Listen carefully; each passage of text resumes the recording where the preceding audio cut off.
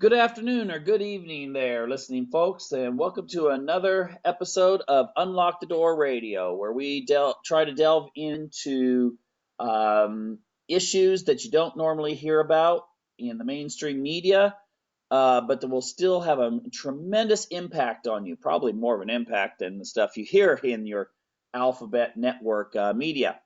Anyway, tonight we have a really special guest. That is an author. He's a journalist, and he has written a interesting book called The Transhumanist Wager. And well, we'll just kind of jump in there. This is going to be, I'm hoping I'm pronouncing this correctly, Zoltan Istvan. Yes, yes, thank you. That sounds great, and thank you for having me on your show. I appreciate it. All right. Well, we're going to deal with a lot of really controversial things tonight. We're going to deal with how the whole concept of humanity will change in the very, very near future, and also such things as, well, issues relating to how far we should take the whole concept of altering what it is to be human, as in at the genetic level, and also the idea that we're going to start enhancing ourselves. We may even see a time when people go in and, just like people go in today with cosmetic surgery and fix their nose, which is, their nose is perfectly functional, or breast augmentation. May even see a time when people go in and have their arms and legs replaced with more advanced synthetic versions. And that might become very common. But anyway, I'm just going to turn everything over to Zoltan. And before I get into this whole concept of transhumanism, I noticed in your bio, not just the the National Geographic part and all these other wonderful things, but something about volcano surfing. What the heck is that?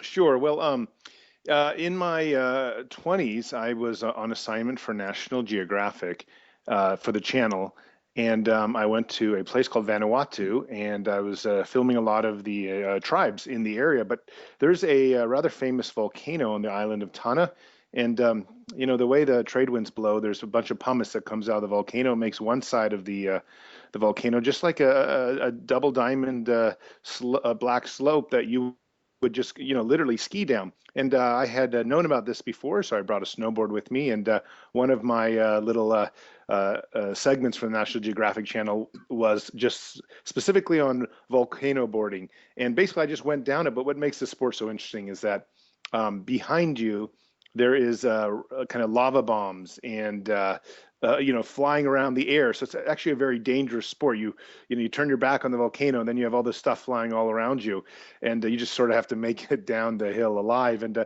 anyways, the extreme sport has since sort of caught on, and there are now a couple of volcanoes around the world that volcano boarding has, or volcano surfing, depending on what you want to call it, has caught on. And that's kind of that story. But a lot of people find it pretty fascinating. If any of your viewers want to see my little segment, just type in my name, Zoltan Istvan, / National Geographic / volcano boarding. Wow, sounds like a very interesting. It almost sounds like Dante's Peak. You're surfing down the mountain and you're having to deal with well, things that could endanger your life. Hey, speaking of life, okay, it sounds, someone out there is hearing about volcano surfing, and they're probably thinking that, wow, this guy, has a death wish or something. But it seems that, looking at the description of your book, The Transhumanist Wager, it seems actually that this is actually opposite. That maybe the idea of longevity is more, part of your personality. I think all authors put a little bit of their personality into their characters. Could you explain this whole, a little bit about the book, and then we can get into the issues where it's not just the fiction, but actually how, in reality, this is all going to take place in our society? Sure, sure. And I'll just start by answering your first little question, which was, volcano boarding doesn't really go well with the actual, vision of the book, which is to try to preserve life. But I did the volcano boarding when I was quite young, and would I do it now with a family and babies? That's a whole different story. But it was exciting at the time. But the novel is really about one man, Jethro Knights, and his quest to try to overcome human mortality and to literally conquer death and live indefinitely. And he wants to use science and technology to do that. He's basically an atheist. And the the way the world is set up right now is that much of the population is quite religious, and a lot of the main religious texts don't really aren't going to be very accommodating to ideas of living forever or people becoming so technologically advanced that they're almost like gods. And so that's the actual crux kind of the book is there's an unfolding drama between Jethro and the transhumanists who want to live forever and use technology to make themselves as powerful as possible, versus the religious sentiment that the world has, saying that whoa, that's going too far. That's we don't. Let's just remain human, and we'll find peace or live forever in the afterlife. Of course, most transhumanists are atheists and don't believe in an afterlife. So that's what happens in the book. And essentially, there's the story unfolds. It's an epic. It goes through the majority of Jethro Knight's life as he tries to get the transhumanists on board to develop the science and technology to live indefinitely. And through that, a lot of different things happen, including a world war, and including some tragedies in Jethro's life. And so it's pretty exciting from just a fictional point of view. But it's also a book that's laden with a huge amount of philosophy.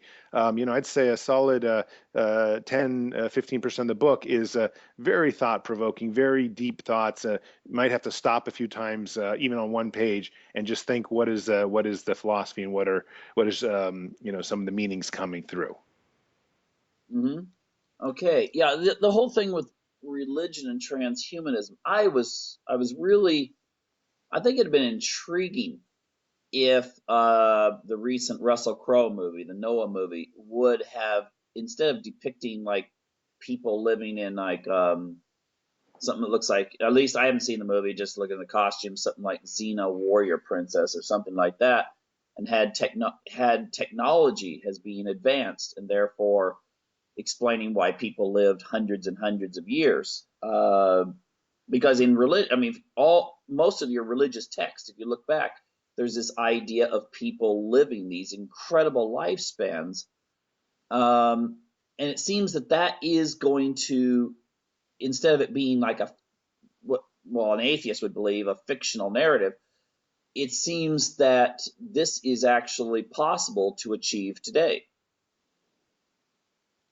Yeah, no, and today it definitely is possible to achieve. I would say we're 10 to 20 years away from the average lifespan is something like in the 70s, 80s.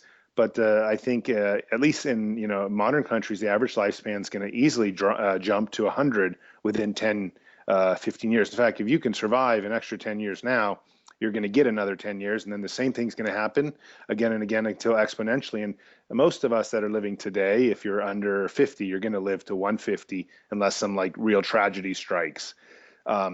Because science and technology is just growing so rapidly, so exponentially. So, and of course, if you can live to 150, then who knows what's going to happen to the world? Because at that point, there'll be things like probably uploading your mind into computers and just replacing, as you had mentioned earlier in the show, replacing all your body parts with synthetic ones. I'm definitely planning on replacing an arm or a limb and a leg and certainly my heart with artificial things that as they become good enough to do so. And we are only about 10 or 15 years from a lot of those things happening, specifically artificial hearts. We're probably only 5 to 7 to 8 years from the hearts, the artificial hearts being better than the human ones we were born with. And so then, like you said, with cosmetic surgery, it's going to really become a kind of a question of whether we upgrade ourselves, whether that's ethical to do so, and whether society sort of will allow that kind of technology to filter through the entire through our entire species. I think a lot of people end up upgrading themselves. It's interesting. I'm an instructor, and I in real life, And most of my students are like 18, 19, some 20 years old. And about 10 years ago, when I started, kind of dealing with transhumanism, when dealing with ethics, I would ask how many people would do some sort of upgrade, if it was available, and specifically how many would uh, replace their body if there was technology that you could just take the brain and the spinal cord and put them into a synthetic body. And 10 years ago, you hardly had anyone who would say, "Oh, that sounds cool" or something. But now it seems that it's growing. The number of students, when I ask that question, increases. And then when I ask questions about, like, with, for instance, predictions that these computer screens that we have in front of us today will be so obsolete in 20 years, people will be able to go online directly. How many people would, for instance, put a brain implant in that would allow you to connect to the internet just anytime, anywhere, without any kind of external device besides that?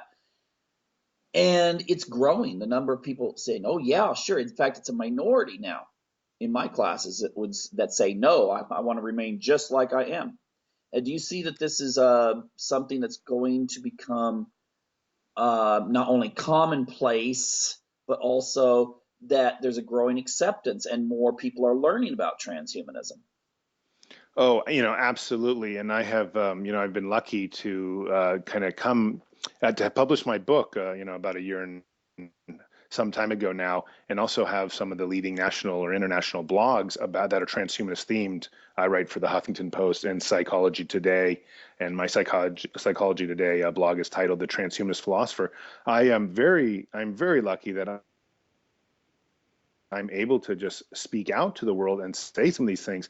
And as a result, and a result of so many other journalists writing about it and talking about it, so even just such as yourself, I am seeing the numbers of transhumanists literally explode.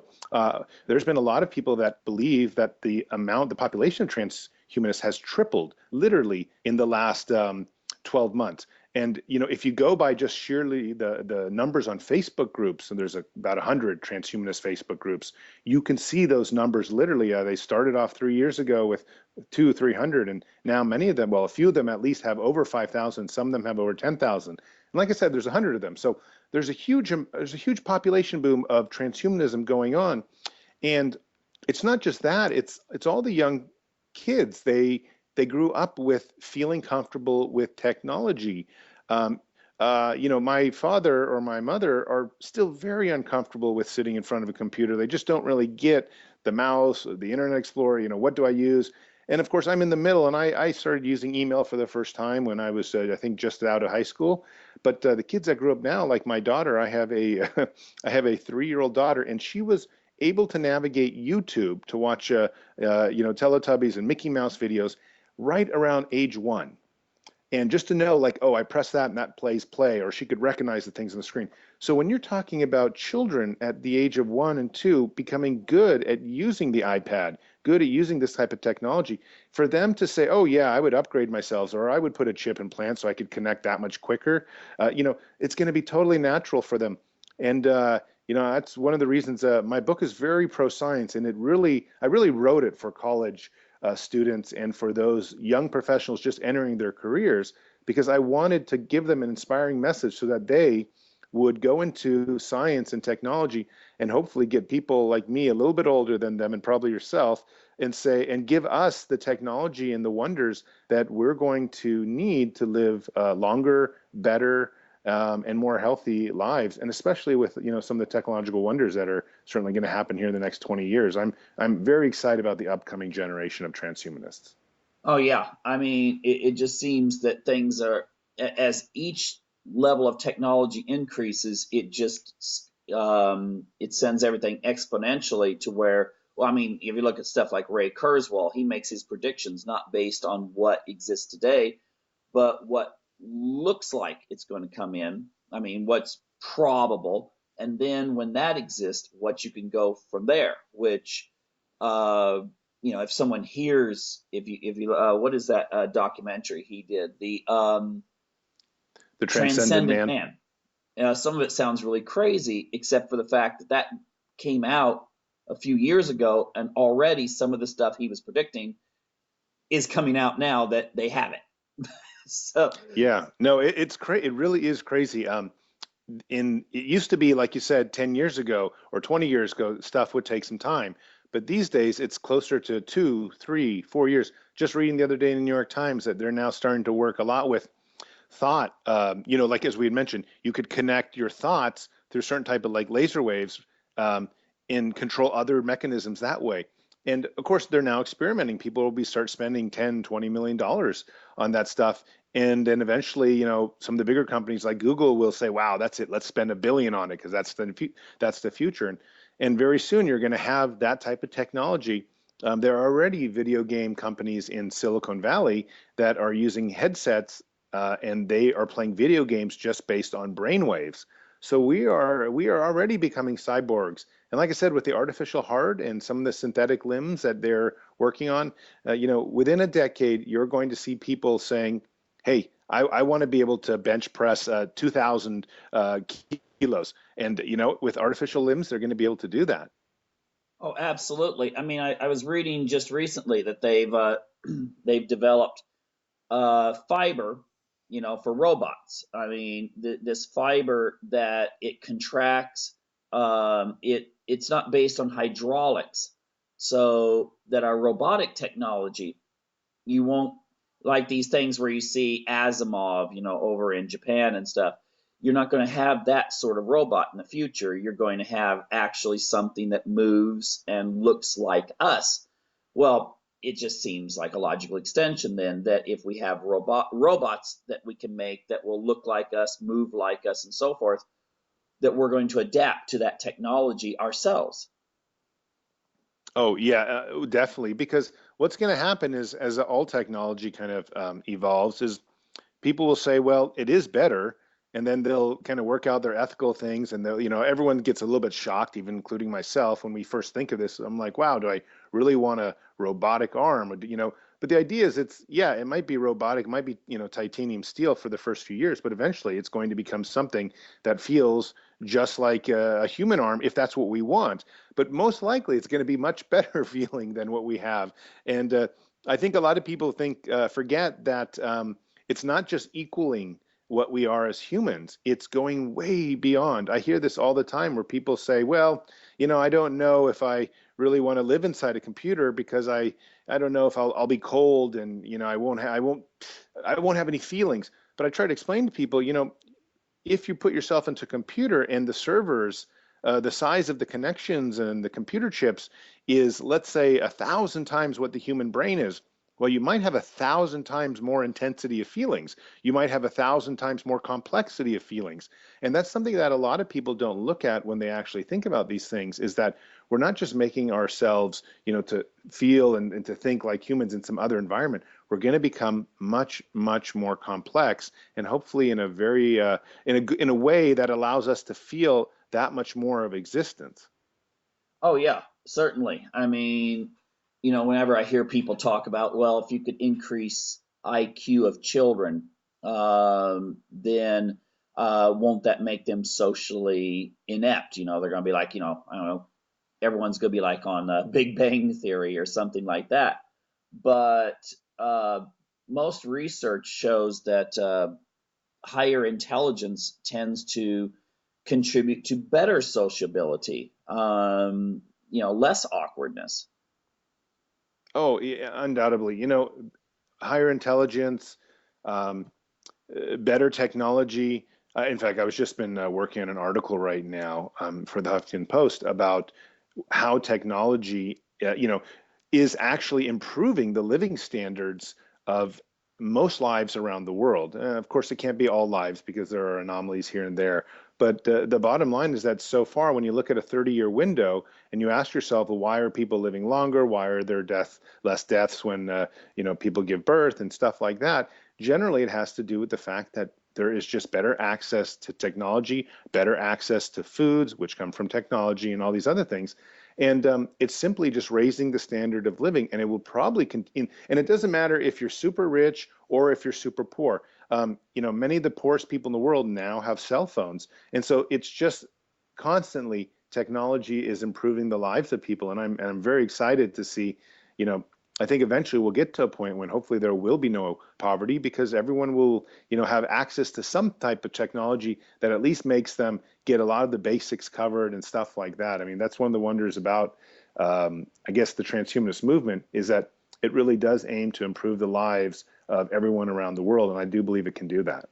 Well, I have to concur in that respect. I just got back from Uganda, and what you said is true. I mean, with cell phones, I mean, you see people, right, three people on a motorcycle, getting around, and one of them's on a cell phone, and is one of the poorest countries on earth. And if you go to most of your, if you go to a hotel or something like that, it's got computer, it's got Wi-Fi, and more of the population's getting it, and they are seeing more, in their schools, more technology means they can connect, and this will increase their living standards because they'll be able to export things and not rely on people coming in from India and China to develop their resources. So I think the technology is what's going to lift places like Africa, for instance, to a level that we're at today. But while they're coming to our level, we're going to go to other levels too. Oh yeah, undoubtedly. And in fact, I've traveled extensively through Africa. Whenever I speak about the poorest of the poor, I mean it. I have been through many of the West African countries, and I found the same thing. It doesn't matter how far and how deep in Mali or Burkina Faso, some of the other places I've gone, most families still have at least one or two cell phones. Most of them have internet access already, and just knowledge. These kids are growing up with knowledge. They may still live in mud huts, some of them, but if they have access to the internet, they're seeing things that their parents and their forefathers had never seen before. It makes them want new things. It makes them want to work. It makes them want to move. And that's how the world slowly becomes a better place. And again, I know a lot of people are somewhat critical of this, saying, "Well, there's plenty of poor people out there," and it's true, there is. But when you look at the statistics, it does show improvement, and the improvement is substantial enough to get excited about it. Oh, absolutely.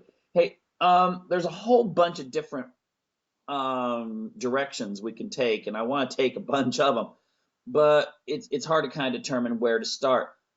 So I'd like to start with something I think people can really kind of understand, and that's reproduction. I mean, that's something that, well, everyone's here because of it, and most people do have kids, if not now, then eventually. Now, I want to ask, how many years in the future do you think it'll be until reproduction looks more like what's, like, I don't know, in a movie like Gattaca or something like that?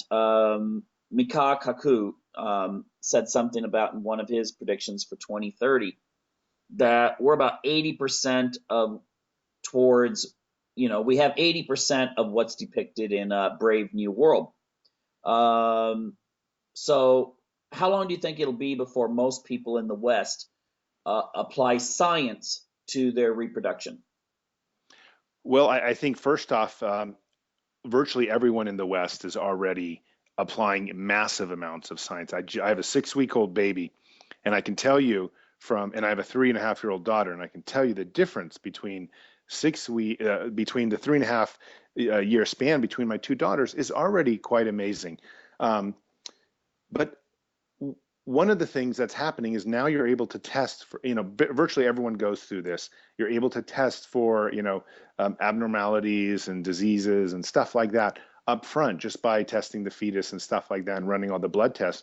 And so you eliminate the hassle of having children that might turn out, with, some type of mental disorder or anything. So that's one of the key things that I think has made, at least in the Western world, reproduction so much easier because my wife was 43 and I'm 41, and we were able to kind of go way outside what is normal reproduction limits and end up with a healthy child just because we did a ton of tests ahead of time, and tests that actually most of our insurance is paid for, and it wasn't very costly. So it's wonderful. But When will we get into the genetic engineering? I know they're already working on it. I'm going to say in 2 to 3 years, they're going to start doing things routinely, like determining sex. They can already do that.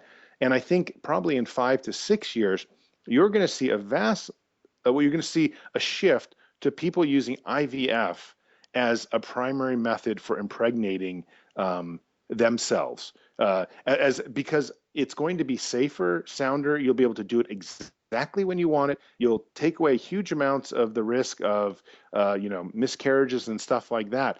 And also, it's really convenience and timing. And so I see a world kind of going to a kind of an IVF world here in the next 6 to 10 years. And then what's really exciting is exogenesis, which is using artificial wombs. Now, they're already growing artificial wombs and stuff like that in various universities, and they're testing them on rats and other animals like that with some success. So I think in a world, and I wrote about this in one of my articles recently, I think in 15 to 25 years, you will see people start having children outside of their bodies so that women don't have to go through some of those dangerous periods when they actually give birth. Now, I know a lot of people will say, wow, that takes away from the essence of being a human being, and perhaps it does. So not everyone will want to do it. But it makes it a lot easier for someone if they can just watch their child being grown in a test tube. You can monitor every little thing about them. It's going to be much safer for the child and certainly much safer for the mother. So these are some of the reproduction things that are right on the horizon. And again, they have testing going on in virtually every one of these fields. And eventually, it'll be all genetic engineering too. I know they're already doing that, and they are going to, further look at how they can, if there are bad genes, trying to put in new ones and stuff like that. That's all within a 10 to 15-year window as well. Oh yeah, I mean, it just seems to be, amongst some people don't realize just how far we've come. Even with stuff like freezing embryos, how someone could actually, if they chose to, they could give birth to their twin. You know, if their mother had frozen embryos and then implanted them, and then 20, 30 years later a person could actually implant. I was talking to a former student, and she may have to go into a educational program that's really going to be long, and she's kind of like, well, I don't want to take a risk that I don't pass my genes on. She's really into genetics, and she's herself just looking into just donating eggs, just to kind of have that kind of Darwinian assurance that no matter what happens in the future, she passes on her genes.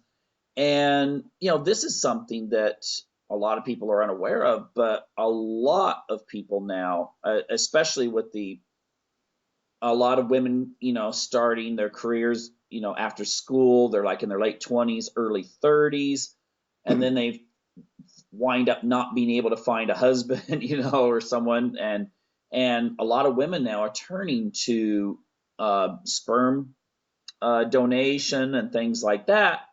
And that was like science fiction just a generation ago, and now it's becoming more. I mean, it's really picking up speed amongst career women.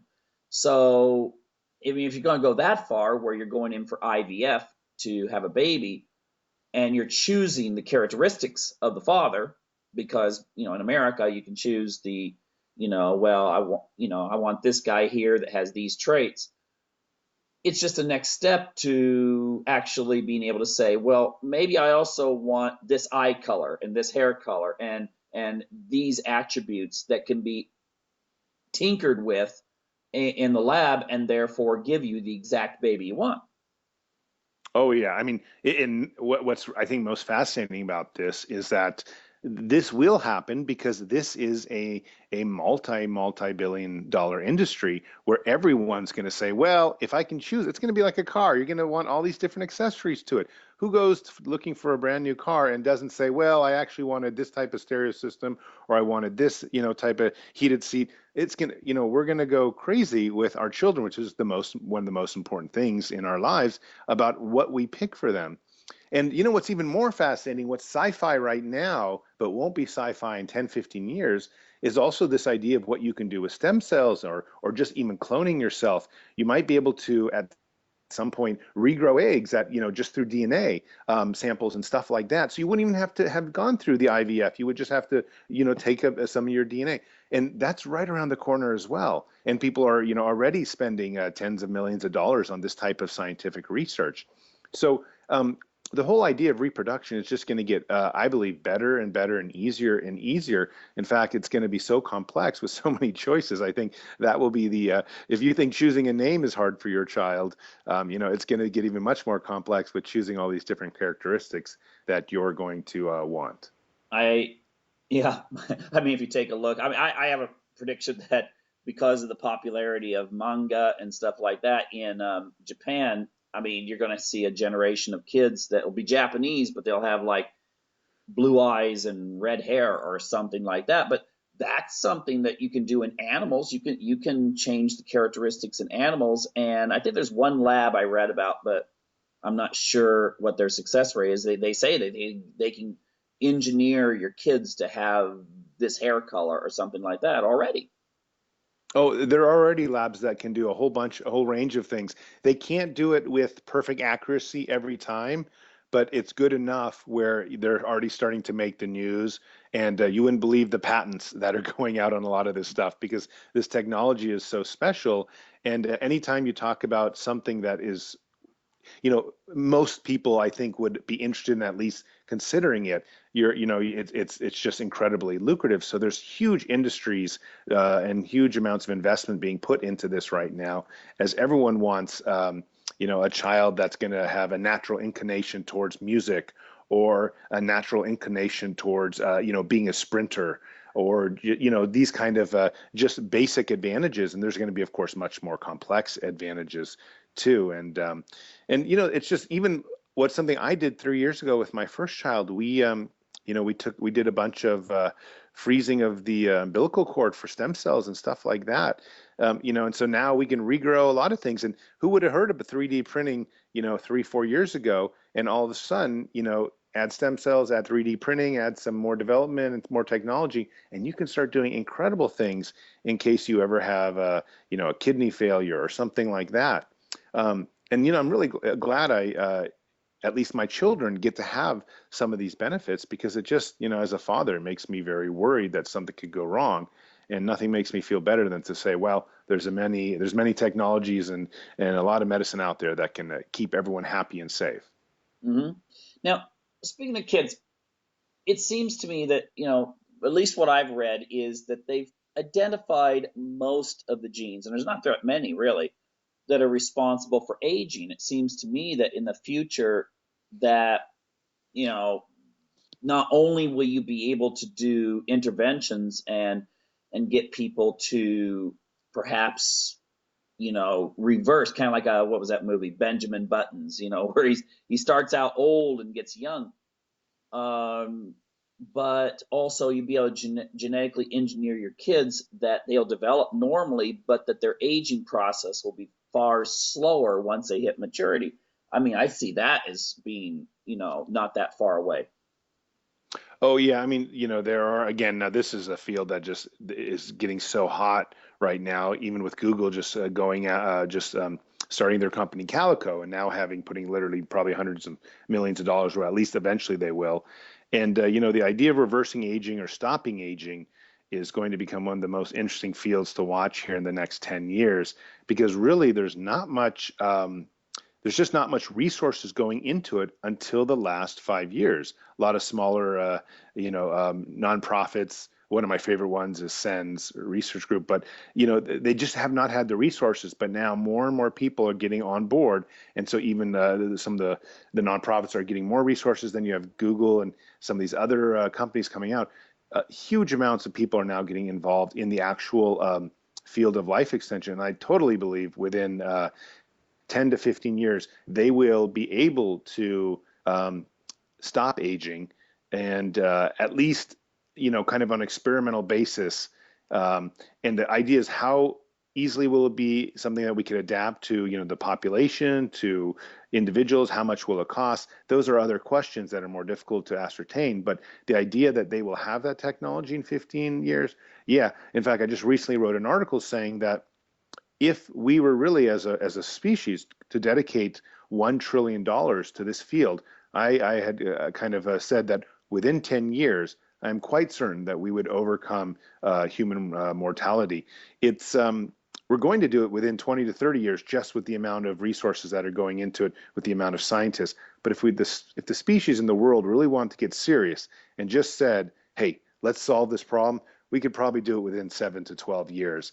And that would be amazing. Everyone would be able to either, I don't know if it'd be pills or what it would be, shots, or how it would be done, but we would be able to live incredibly long periods of time. And and that, like, I think the most important thing to know about life extension is if you could just make it 20 or 30 or 40 years with the way technology is growing, then you're going to have the option of, doing something more like we discussed earlier, becoming a full cyborg where you replace all your body parts, or just merging with machine, or uploading your mind into computers, which I believe is kind of the most interesting aspect for me. Of course, life extension science is what's going to get us there, especially for older people living now. But there's so many different angles at it. It's just going to get super interesting. And every month that goes by, the journals are just filled with new discoveries. Hmm. I'm not gonna self plug here or whatever, but no, I mean, I normally um I've gotten a few books out there, Freedom from Conscience series, but those are psychological thrillers. But I did a manuscript that's very transhumanist, and I was just waiting because I was basing it on the premise. You might think it's funny, but that during Noah's time, that it was actually a scientifically advanced society that had overcome aging, and that's why people are listed as living 900 years. And so it's very philosophical. And I was just waiting to make sure this Noah movie didn't, have that too. So people, but it doesn't. But the thing is that I try to present a society in which what would it be like if people did have these really long lifespans due to genetic engineering. They live 6, 7, 800 years, and the social ramifications of not aging, the social ramifications, how that would deal with our family structure and so forth. I also get into the idea that in this society that I create, there is a licensing, because once they overcame aging as we know it, in order to prevent overpopulation, they institute a thing where when someone reaches 16, they place a bunch of their cells into a fertility lab, and then they're sterilized. So then they're issued a license per every natural lifetime to so they can have one kid to replace people that die in violent acts or something like that. And wouldn't you, if people are living, if you have a society where people are doubling and tripling and quadrupling the lifespan, isn't there going to have to be some sort of method by which you actually might have to create a licensing program like that? Well, it's possible, certainly, and certainly very interesting too. The thing, though, is that if we end up living, let's say, even, an extra 50 years here, it's likely that vast amounts of, well, not vast amounts, but certain people would probably go off planet, exploring. Other people might want to live at the bottom of the ocean. So I wonder if how many resources would be used. And also, if you were going to live indefinitely, would you have kids in the first 1,000 years of your life? You might want to just enjoy it. So there's this natural inclination to maybe stop offspring. But that said, obviously, if you have that many people, let's say people in a population that's continuing to explode, and people have to live, are living much, much longer, certainly if there are limited resources, it would be a challenging issue on how you would be able to keep everyone in order and still keep the planet producing enough to keep everyone fed and healthy and alive. But certainly the licensing thing sounds very interesting and a bit dystopian too. I do like that angle. Yeah, but the idea, I guess, would be that the person that would show responsibility would be able to have children, whereas someone that was, I don't know, a drug addict or something like that, you wouldn't be issuing them a license until they were able to take care of that. No, of course, and I definitely agree with that. In fact, I have licensing in my book, as in the Transhumanist Wager as well. I advocate for a policy that says every person that wants any child whatsoever should be given, gone through some type of examination because, every single day on planet Earth, 20,000 kids starve to death. If you just let your listeners think of that if they don't know that figure, but every single day, 20,000 kids starve to death. And the question then is, well, should those parents who had those kids ever actually had kids in the first place? Should they be allowed? And it's just very inhumane to allow children to starve to death. As a journalist, I've covered a lot of issues, and I can tell you starvation is one of the most difficult things to watch. And so, we get into more of this licensing issue, and of course, that's very touchy because nobody likes to take away anyone's freedoms. But certainly, when you're talking about crack babies or children starving to death, or just kind of screwing up people's futures, um, it makes sense to type of regulate that to some extent so that you can protect the innocent, and you can also keep a society operating in a way that's smoother and more beneficial for the greater good. Hmm. Hey, and speaking of the population too, I think that a lot of people they don't um, they don't comprehend the idea that if you increase the lifespan, it doesn't mean that you're going to be 90 in a rest home for another 90 years, does it? It means that you may be 90 chronologically, but still look 40.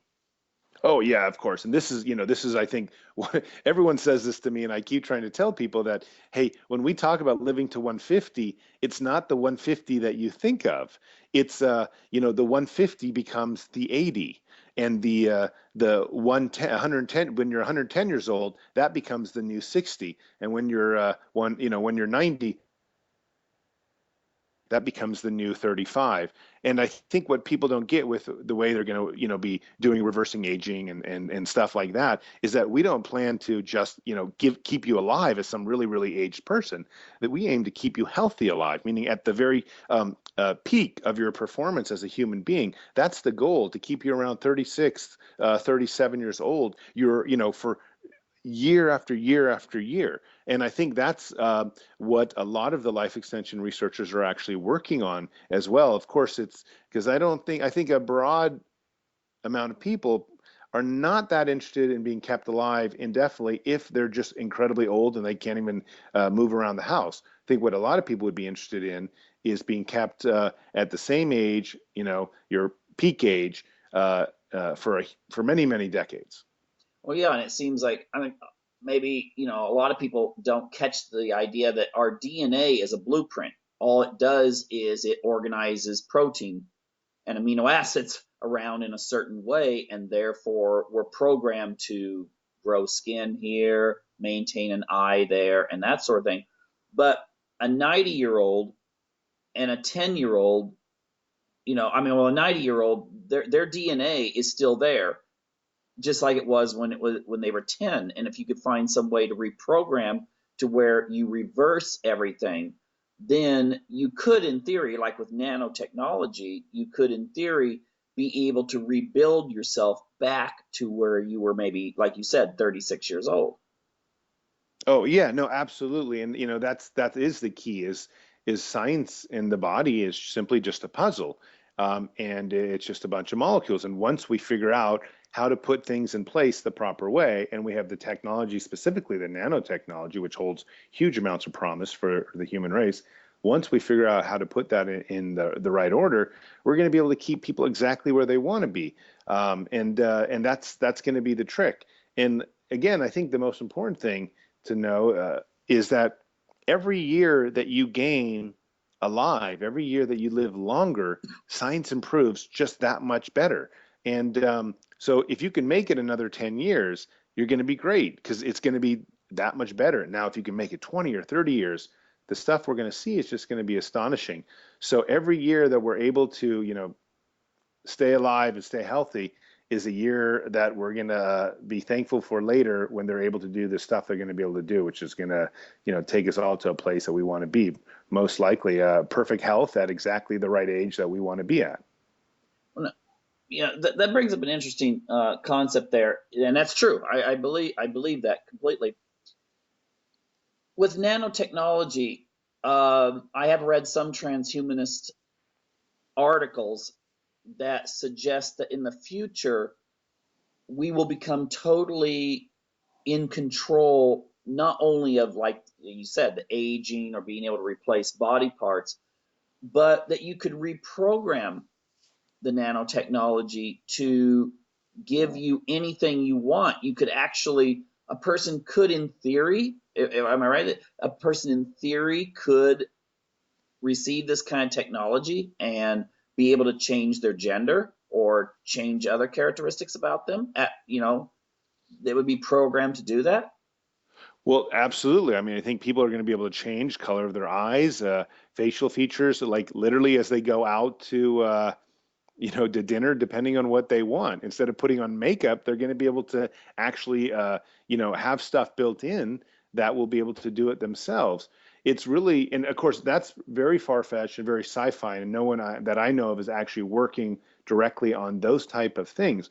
But I assume that something like that is absolutely possible, and probably within 10 or 15 years, you will be talking about that because once you can go in there with nanotechnology and change get stuff into the bloodstream, get stuff changing like that, the entire picture changes. You can just open up anything. You can, I mean, it's a puzzle. It's like Legos. It's going to be assembled the way that you want. It's just a matter of getting those Legos in the kind of configurations that you want.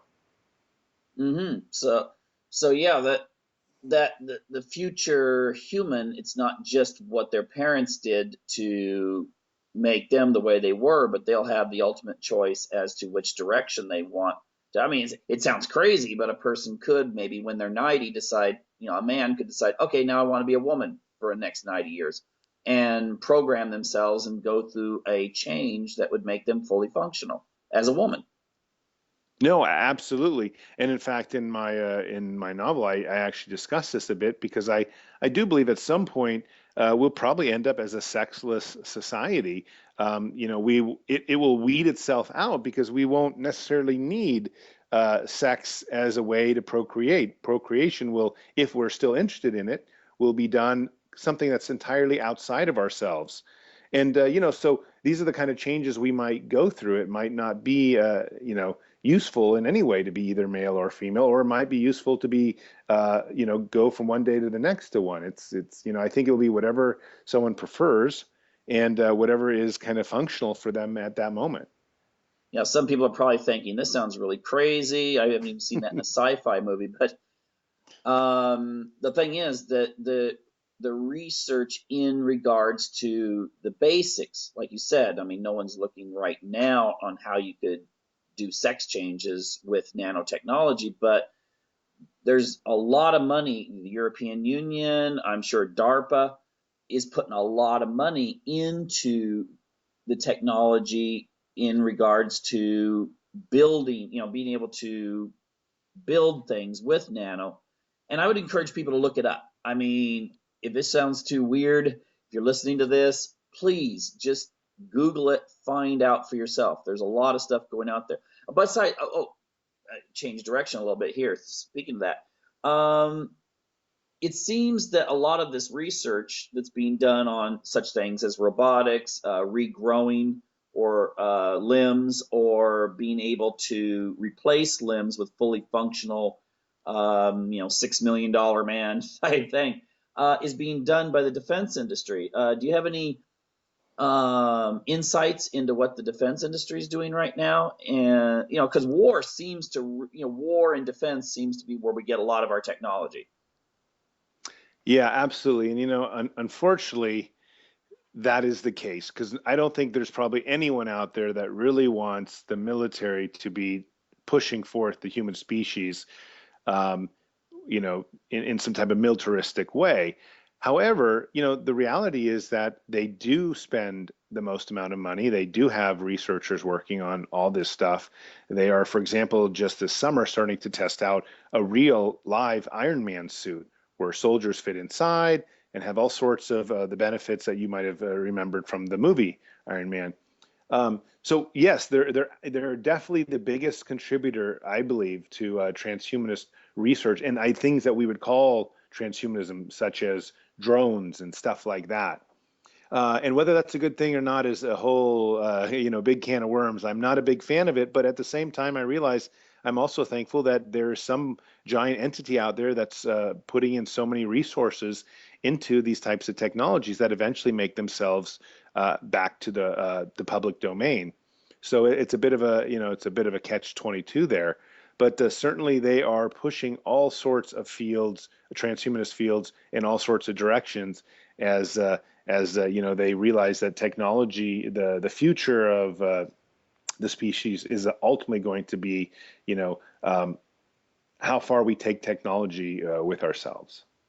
Yeah, and I mean, it's much better instead of just someone gets their leg blown off by a landmine. It's much better to find a way to replace that leg than have the person in a VA hospital for years or something like that. No, of course. And then, obviously the government has to pay that person for their entire lifetime, and that lifetime is getting a lot longer. So it just doesn't make any sense. It makes a lot more sense for the government to develop titanium legs that actually work better than biological legs, so that that person is then out the door and back serving their country. So these are some of the, like I said, I'm not a fan, of course, of transhumanist technology being developed by the military, but I also see how important it is. And so it's not something that I can come down on too critically, because I also want the species to move forward as quickly as possible.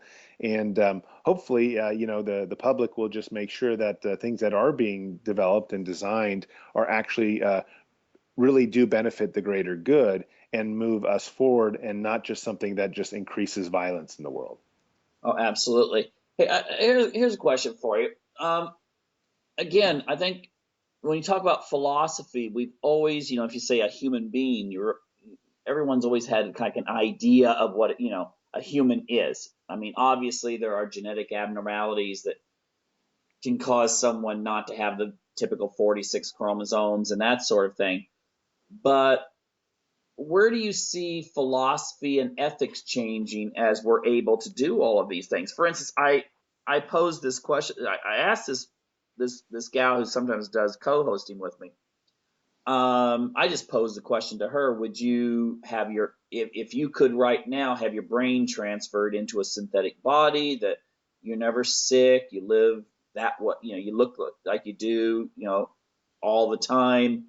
If you want to have children, that you could have eggs frozen and or ovarian tissue frozen, and what would you think of that? And she jumped at it. She said, "I would absolutely do it tomorrow if I could."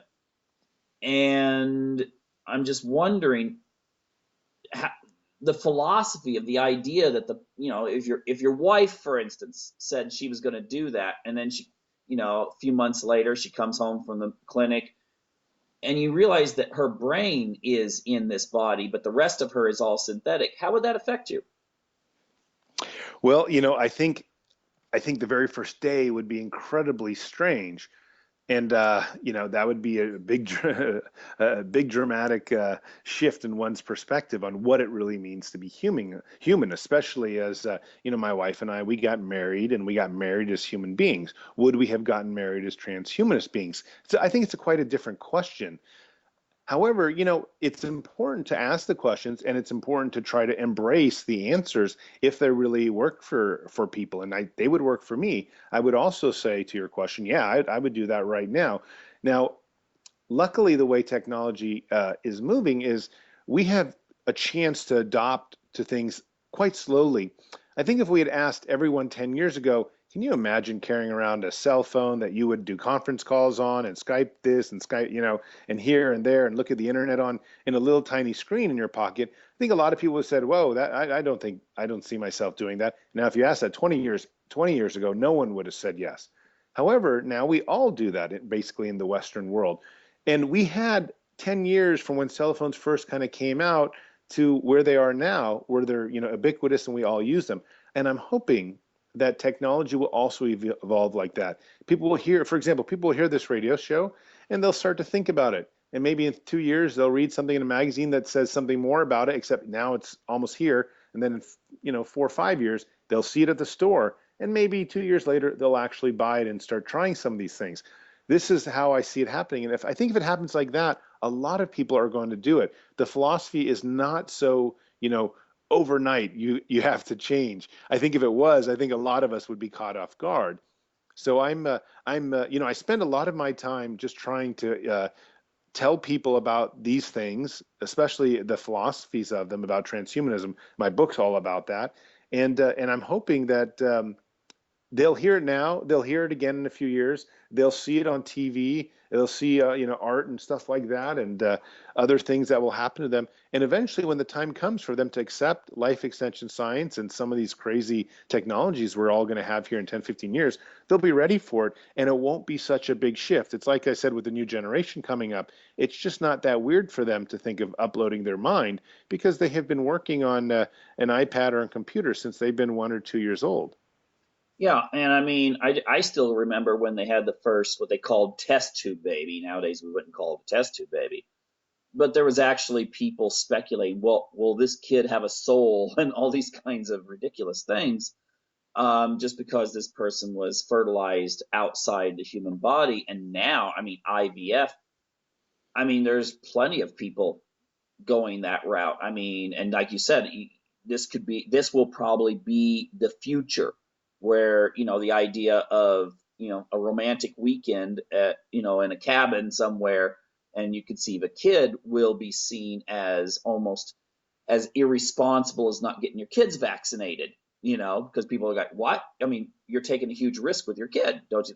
I mean, don't you think this will be the case that we will adopt all of these kinds of technologies and they will become the norm instead? Oh, and I definitely think so. And a lot of people will say, a lot of the naysayers will say, no, we won't do this. That's too far-fetched. But what they fail to consider is if, for example, you try to live in the modern world without a cell phone or without a car or without access to the internet, it's almost impossible to keep up. It's impossible to compete. It's impossible to make any, to really get ahead. It's just sort of required at this point to embrace a certain amount of technology in order to get along in the modern world. And I think as time goes on, more and more technologies will come out that will everyone will have to accept because if they don't, they'll get left behind. And I think ultimately no one wants to get left behind, so they're going to probably be more open to accepting technology. Even the religious people out there that would probably always say, no, no, I'll never do that.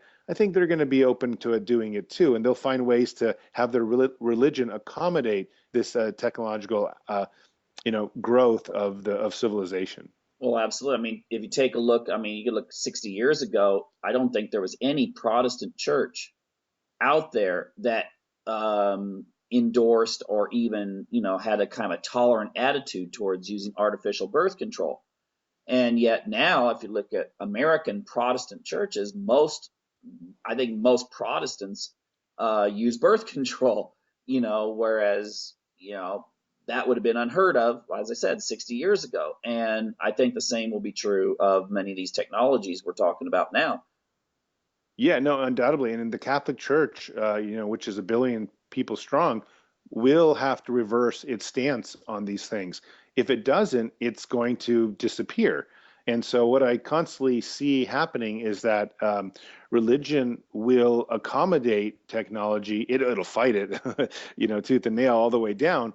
But eventually, it'll do it quietly, subtly, as it realizes that in order to survive into the 21st and the 22nd century, they have to adjust to the modern world because otherwise the division between people becomes too great, and then you have a Brave New World scenario, and that's the scenario that no one wants to, I think, see. So Okay. I definitely believe, everyone's going to have to accept these technologies, Mhm. eventually. Okay, we have like about 20 seconds here left. I could go on forever on this. This is really fascinating. Where can people find your book, The Transhumanist Wager?